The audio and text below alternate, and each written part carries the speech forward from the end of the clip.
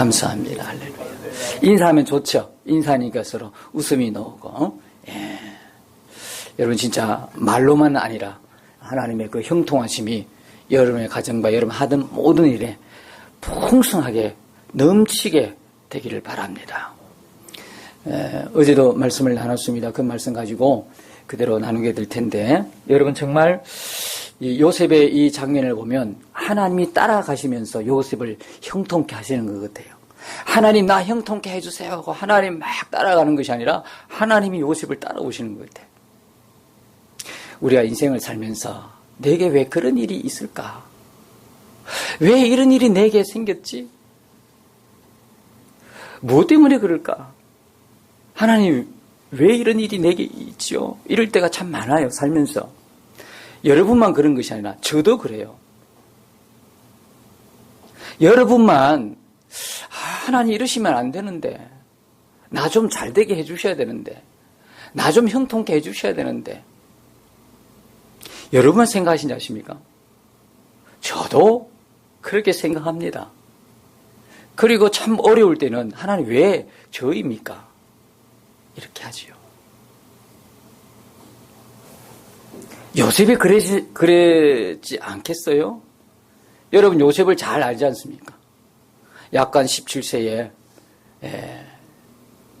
노예 생활을 시작한 요셉입니다.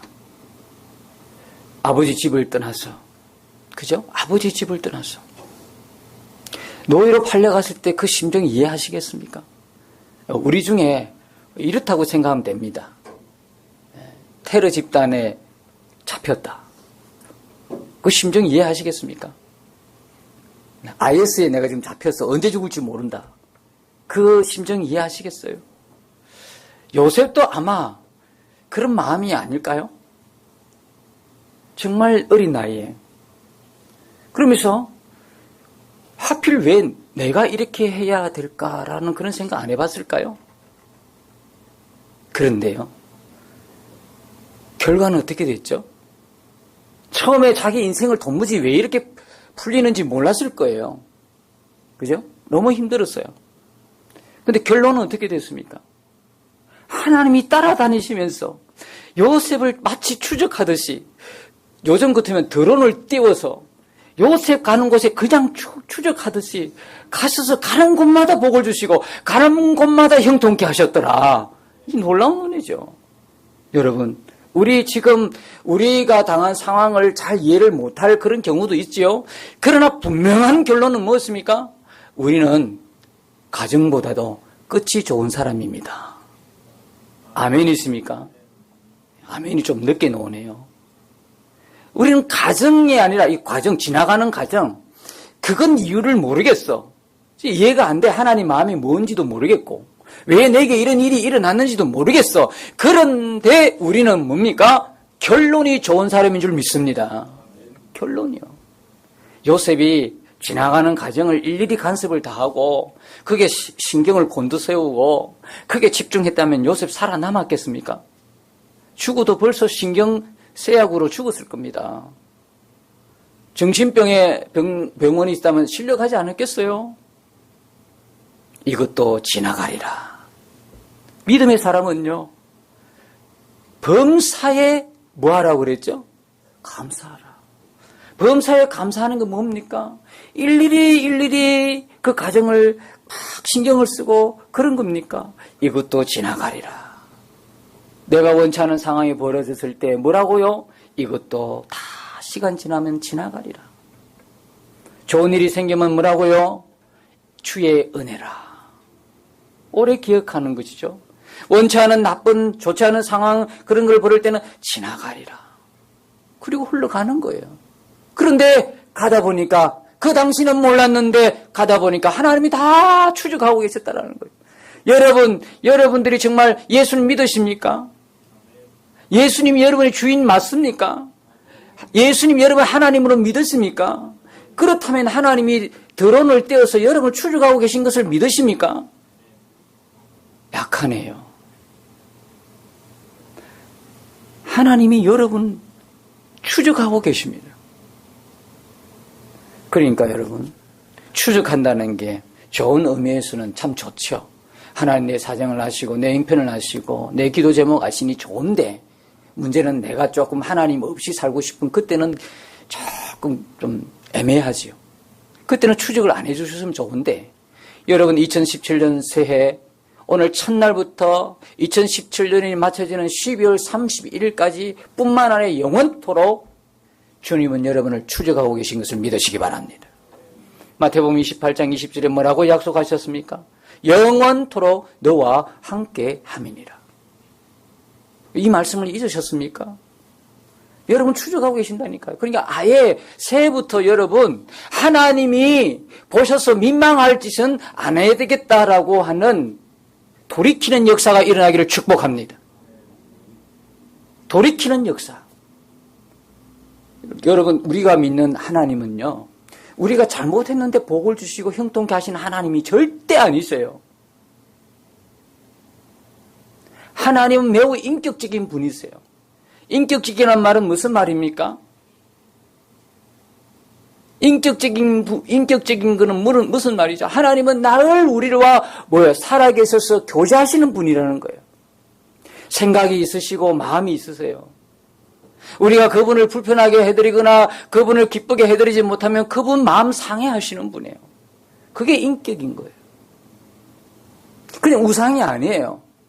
나와는 내가 아무렇게 해도 상관이 없고 그냥 내 소원만 빌어주세요. 그런 분이 아니라고요. 내가 이렇게 살아도 그거 보지 마시고 하나님은 하나님 할 일만 해주세요. 내게 복 주시고 나를 형통케 해주세요. 그런 하나님이 아니에요. 하나님은 매우 인격적인 분이에요. 그분은 감정을 갖고 계시고 마음을 갖고 계시고 생각을 갖고 계셔요. 우리가 그분을 기쁘게 하면 그분도 기쁘셔요. 그런데 우리가 원치 않은 일들을 하고 하나님이 원하지 않는 일들을 하게 될 때 그분 마음 아파하셔요. 복과 형통함은요, 그분이 주시는 거예요. 그분이 기뻐서 주시는 거예요. 따라가면서 달라고 쪼르는 게 아니에요. 우리는 그분을 바라봤는데, 그분의 기쁘심을 쫓아갔는데, 하나님만 바라봤는데 그분이 우리에게 주시는 거예요. 여러분, 하나님과의 관계가 형통함입니다. 하나님 관계. 우리가 믿는 그 하나님은, 우리가 왜 예수를 믿느냐? 돈을 많이 벌어 부자가 되기 위해서, 몸이 아픈데 더 건강하기 위해서, 세상에서 이름을 날리고 출세하기 위해서. 아니요. 여러분, 그럴 것 같으면 여러분의 소원 성취, 마음의 수양 그 정도에 머물러서 믿음 생활 하실 것 같으면 절에 가도 괜찮아요. 다른 종교 가도 다 있어요. 왜 교회만 있나요? 아니잖아요. 그죠? 어떻게 생각, 하나님 인격적인 분이나 복이라 그러면 어떻게 생각, 하나님이 더 까다로워요. 어떻게 생각해요? 잘 안 주셔요. 근데 우리가 그 당시는 몰라요. 왜 하나님 이것만 주시면 열어주시면 되는데, 될 것 같은데 왜 안 주셔요 하는 마음이 있잖아요. 근데 안 주셔요. 차라리 다른 종교에 가면 줄는지는 모르겠지만 왜 그럴까요? 하나님이 매우 인격적인 분이기 때문에 그래요. 주면 그것 때문에, 죽기 때문에. 아이에게 칼을 줄 부모가 어디 있습니까? 아이가 잘못된 길을 가는데도 눈 감고 그냥 거기에다가 돈을 주고 밤마다 오토바이 타고 다니면서 야타족 되어가지고 밤마다 술 퍼먹고 밤마다 못된 짓 하고 다니는데 잘했다, 내가 너를 더 축복할게, 돈 주고 이럴 부모 누가 있습니까? 하나님 관계가 형통함입니다. 부자가 되고 출세하고 건강해지고 그래도 고작 100년을 못 넘어가요. 하나님 우리에게 주시는 복은 영원한 복인 줄 믿습니다. 진리는 영원한 겁니다. 생명 영원한 겁니다. 영생입니다. 하나님 관계가 축복이에요. 하나님 관계가 형통함이에요. 여러분, 새해는 하나님과 친해지시기를 축복합니다. 하나님과 친밀해져. 오늘 창세기 39장 3절에 보니까 그의 주인이 여호와께서 그와 함께 하심을 보며 또 여호와께서 그의 범사에 형통하게 하심을 보았더라. 요셉과 지금 하나님 관계가 어떤 관계예요? 놀랍지 않습니까? 저는 이 요셉이 여러분의 이야기가 되기를 축복합니다. 여러분이요. 하나님 관계. 여러분, 하나님이 주시는 그 어떤 선물을 쫓아가지 말고 하나님을 쫓아가시기 바랍니다. 하나님께는 다 있어요. 근데 하나님이 주시는 거에 매달리다 보면 하나님 관계는 이제 멀어지기 시작하고 하나님 관계는 깨어지기 쉬운 어려움이 있어요. 여러분, 새해에는 어떤 상황이든 하나님을 주목하고 하나님 바라보고 내 안에 오신 그 주님과 동행해 나가는 그런 복된 새해가 되시길 바랍니다. 우리가 어젯밤에 다 이제 돌이키는 그런 기도도 했고, 하나님 이제 이렇게 살지 않겠습니다. 하나님 쪽으로 가겠습니다. 제가 잘못 살았습니다. 회개하면서 새롭게 출발을 했습니다. 여러분, 성경에 보면 명령문이 많이 나옵니다. 그 명령문은요, 내가 지켜도 되고 안 지켜도 되는 것이 아니라 이 명령문은 반드시 순종해야 하는 것입니다. 그런데 그 명령문을 반드시 순종할 때는 뭐가 따라오냐면 하나님의 형통함이 따라옵니다. 신명기 29장 9절에 보니까 그런즉 너희는 이 언약의 말씀을 지켜 행하라. 그리하면 너희가 하는 모든 일이 형통하리라. 왜 형통함이 우리에게 없습니까? 말씀 따로 내 삶 따로. 여러분, 새해가 되기 전에 얼마 전부터 제 마음에 갈망이 하나 생겼습니다. 무슨 갈망입니까? 새해가 되기 전부터 이제는 하나님 말씀대로 믿고 말씀 그대로 믿고 말씀대로 한번 살아보자. 여러분, 우리가 말씀대로 사는 게 쉬워요, 어려워요? 어렵죠. 그럼요. 얼마나 어렵겠어요. 말씀대로 새해마다 결단하고 있는데 불과 작심삼일이잖아요. 이번 한 주간에 세웠다가 무너졌다가 다 끝나버려요. 역사가 이번 한 주간에 끝나버리잖아요. 그런데요, 여러분, 저도 어렵다고 생각했어요. 근데 언제부터 이런 갈망이 생긴지 아십니까? 내 안에 계신 주님께 눈을 떴어. 복음에 눈을 떴어. 그 주님이 나와 함께 계신다는 것에 분명한 눈을 뜨고 그 복음이 실제가 되고 난 뒤부터 말씀대로 사는 게 어려운 것은 아니구나라는 생각이 언제부터 들어왔어요. 이 기가 막힌 은혜, 이 놀라운 은혜. 옛날에 나 그저 목회자임에도 불구하고 뭐 이렇게 살다 가는 것이죠. 주님 만나면 되는 거지 뭐. 여전히 제 가운데 있으면서도 우리가 연약한데 뭐. 하나님 다 아셔서 십자가 지시게 하시고 죽으셨는데 괜찮아. 이대로 살다가 뭐 주님 나를 뭐 이렇게 건져주시지라고 생각했는데 얼마나 위험한 생각인지 그 생각이. 내 안에 예수님 딱 계신 걸 그때부터 눈 뜨고부터는요. 그분을 바라보기 시작했고 드덩거리지만 그분과 동행을 시작할 때부터 그 이후부터 생겨난 마음이 그렇구나. 죄를 안 짓고 살 수 있겠다라는 생각이 들어왔어요. 요한일서 4장에 보니까 그 말씀이 그대로 있어요. 여러분은 어떻게 우리가 말씀 그대로를 믿고 말씀대로 살 수 있죠? 내 안에 오신 주님이 그렇게 해 주시는 것입니다. 우리는 못해요. 죽었다 깨도 못해요. 그러나 주님은 하셔요. 그래서 우리 안에 오셨어요. 여러분, 우리가 새해도 변함없이 해야 할 건 한 가지예요.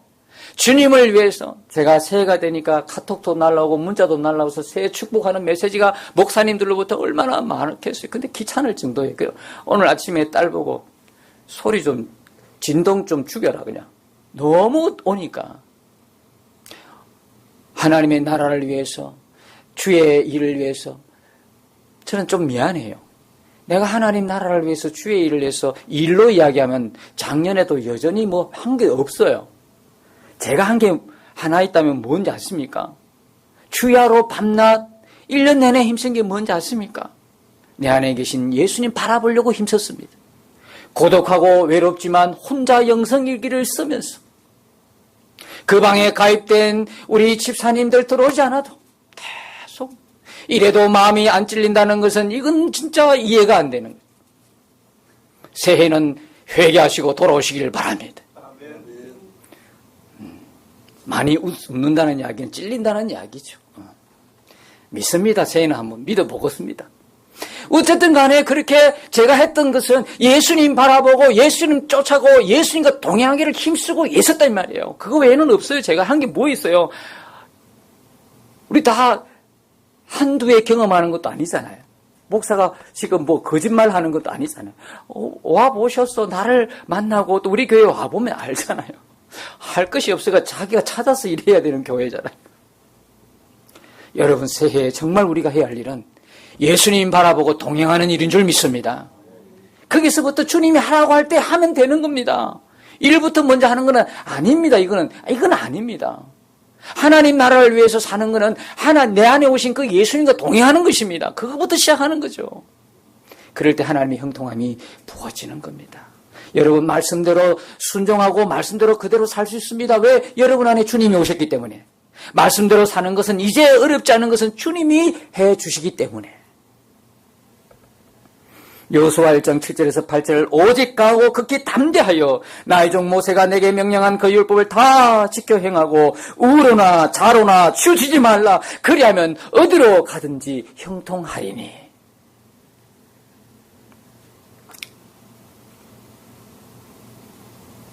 말씀 그대로 믿읍시다.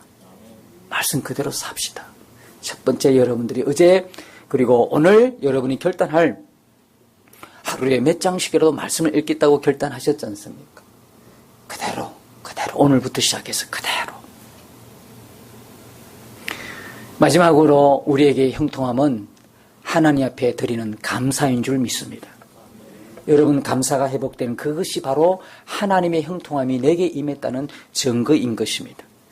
데살로니가전서 5장 16, 18절에 항상 기뻐하고 쉬지 말고 기도하라. 범사에 감사하라. 이것이 그리스도 예수 안에서 너희를 향하신 하나님의 뜻이니라.